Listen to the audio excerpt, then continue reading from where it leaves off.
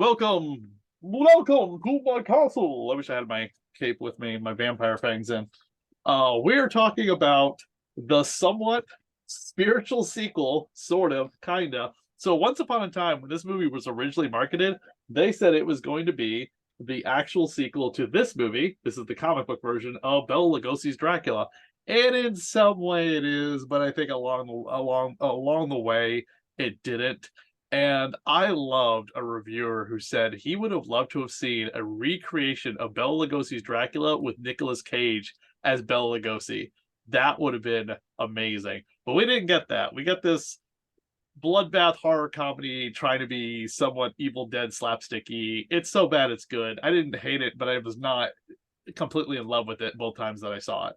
And I am a massive Dracula fan. I'm staring at right now, I own 8 copies of the novel Dracula by various artists: Ben Templesmith, um, Edward Gorey,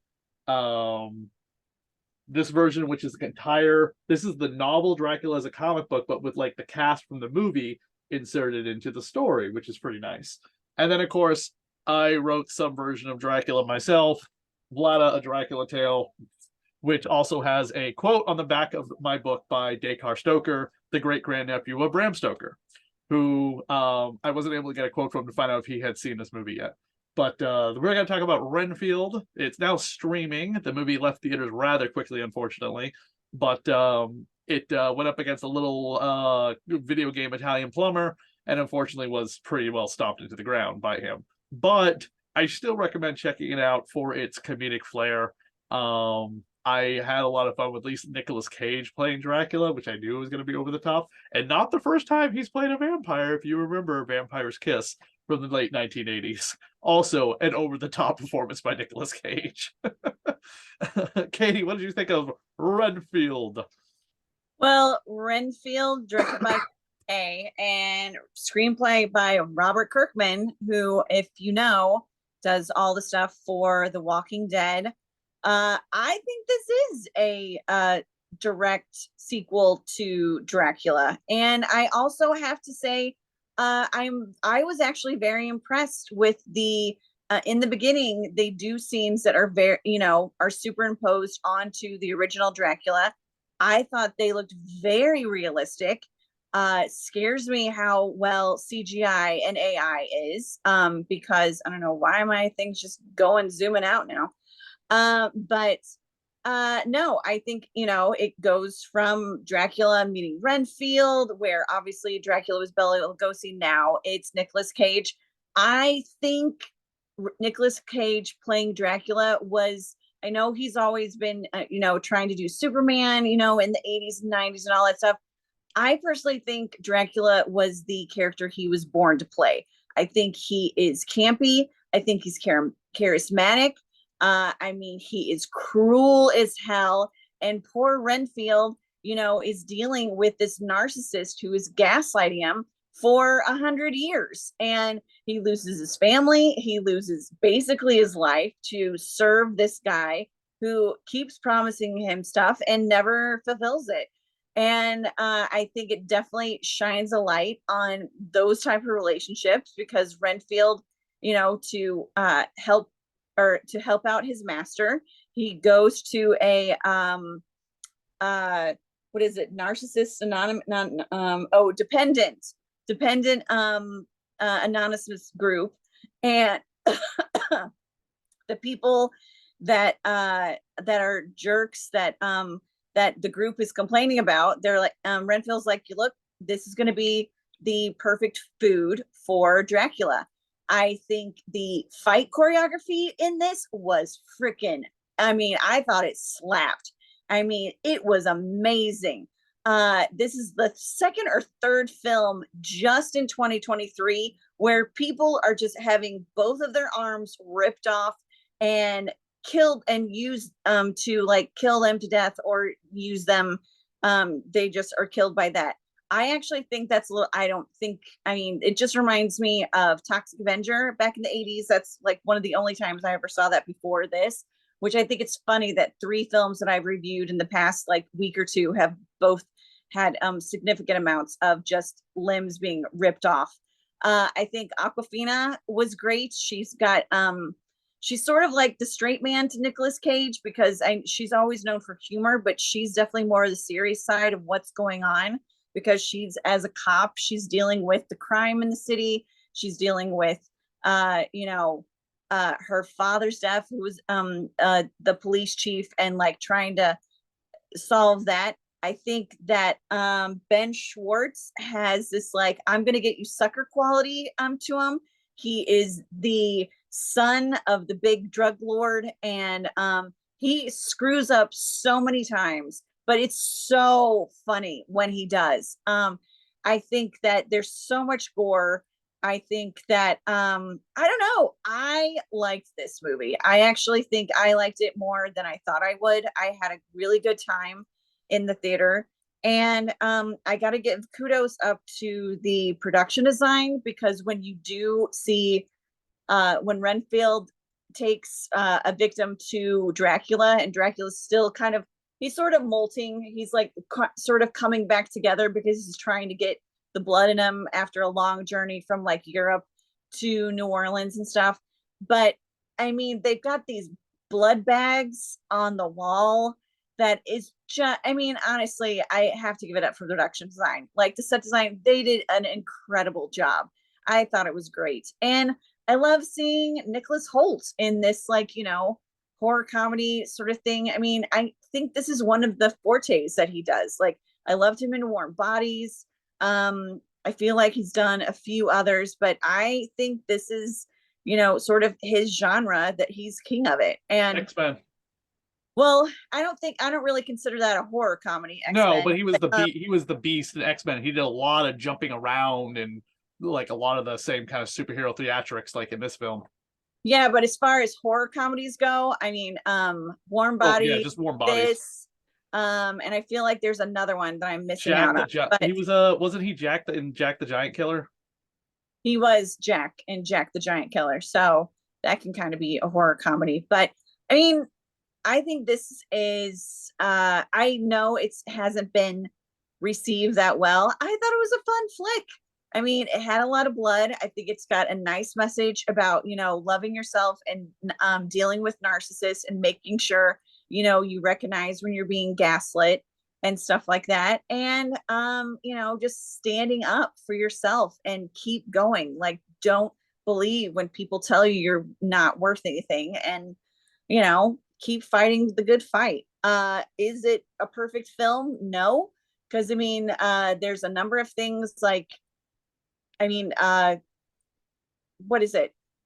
Dracula is, gives Renfield the power. So, no spoilers, but there's always a chance there's a sequel. And that obviously tells you that someone's not possibly dead yet, although they did try and do a good job of it.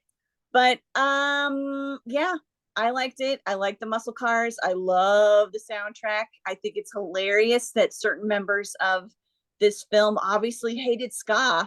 They really have an issue with ska, or they just want to like antagonize their friends who love it and just like kind of slap it in the face. But I thought this was a fun movie to see in the theater. I know it opened Panic Fest and I think a few other festivals. People who saw it there loved it, and I had a great time with it. So that's me. I was going into this movie with more of just like hope for the meshing of the horror and the comedy, and I knew the comedy was going to be there going forward, just because it being Nicolas Cage. But I don't know, there was just there's something I just cannot put my finger on that just felt really off with this film. I did like the opening sequence with the black and white, like I pointed out with Bela Lugosi's Dracula.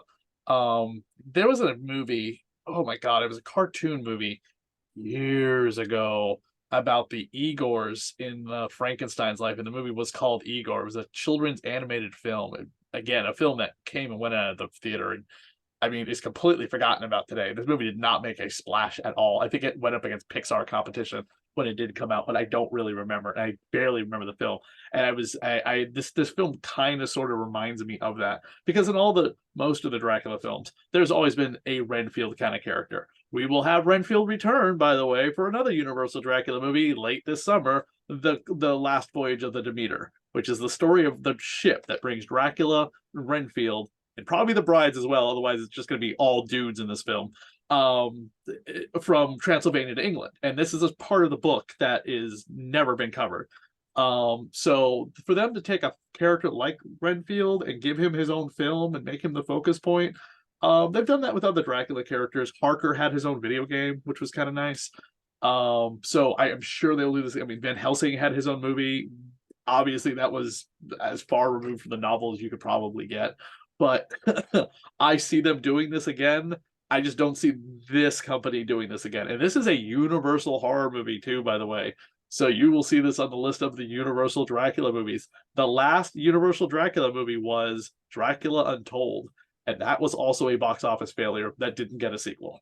So I'm wondering if just there is no audience anymore for the classic monsters sometimes, because they've tried it now twice with Dracula. Yes, The Invisible Man did okay, did really well just before the pandemic happened. The Mummy was a disaster at the box office, and they're not touching anyone else. They canceled that Frankenstein movie, Bride of Frankenstein. So we'll have to see what happens with the Universal monster movies. If the Lost Voyage of the Demeter does well, I don't know what the budget is. I don't know what it's coming out against. It's coming out late this summer, so that should give it a chance. Another film we reviewed came out late in the summer and was a massive success, Guardians of the Galaxy. So late summer releases sometimes can be very good for a film that the studio's like iffy about. So, but go see Dracula, which has been in every single format of release possible known to mankind, and then watch this movie kind of back to back. I would recommend doing that. I'm not saying this movie is terrible. I'm not the biggest fan of it as much as I thought it was, and I am the biggest Dracula fan. Again, I wouldn't have written my own version of Dracula if I wasn't. Plus, my own version of Play, which me and my partner just finished too, which we're going to start shopping around. I was a fan of it, and I will say I did like that they gave a definite touch and a nod to the original director of Dracula, Todd Browning. The captain of the police is named Captain Browning, which right. which not a lot of people picked up on that, but I was like, oh, that's nice, because it's just that respect. But yeah, I thought there was more good than bad. Again, I think if you're into like crazy fight scenes, but like amazing looking choreographed crazy fight scenes, I thought these were chef kisses. Like it was amazing, like what they did with these fights. Also, one actress who kind of gets left out of a lot of reviews, even though I know her part wasn't that big, but still kind of a horror icon. Carolyn Williams is in this movie. She plays Vanessa. Yes, Caroline Williams. She was great. She's the lawyer of Ben Schwartz, and one of the actresses who was in the movie Terrifier. She's in the support group, which I'm like, why do I know that face? I know that face for some reason, and there I got it. She was great too, and she was one of my she was my favorite characters in the film, just with little quips that she made. It's like, Jesus Christ, am I ever going to get to talk? Because every time she tries to tell her story, something happens and it gets interrupted. But yeah, I mean, the side characters are great. I thought the casting was incredible. I thought it was funny. I know maybe it's just me, but I don't know. After watching all the stuff for the Oscars, it was nice to have just a little brain fart kind of film, and like just have a good time at the movies with some characters that I liked. And like I said, Nicolas Cage, I think, was born to play Dracula. I hope he comes back and does it again, because I think I had a good time watching him, and I think he had a good time playing this role. And I mean, I am like I said, I am as massive a Dracula fan as I can be. I'm trying to show it right now. This is actually Dracula on my arm, as drawn by Edward Gorey. This is an Edward Gorey tattoo of his Dracula in bat form from his famous stage production play, which we have Edward Gorey's museum house here in Massachusetts. So if you want to see all of the accoutrements and stuff from the stage play of Dracula that was drawn by Edward Gorey, you can come out here to Massachusetts just to see it. check out another review we did by this director a million years ago.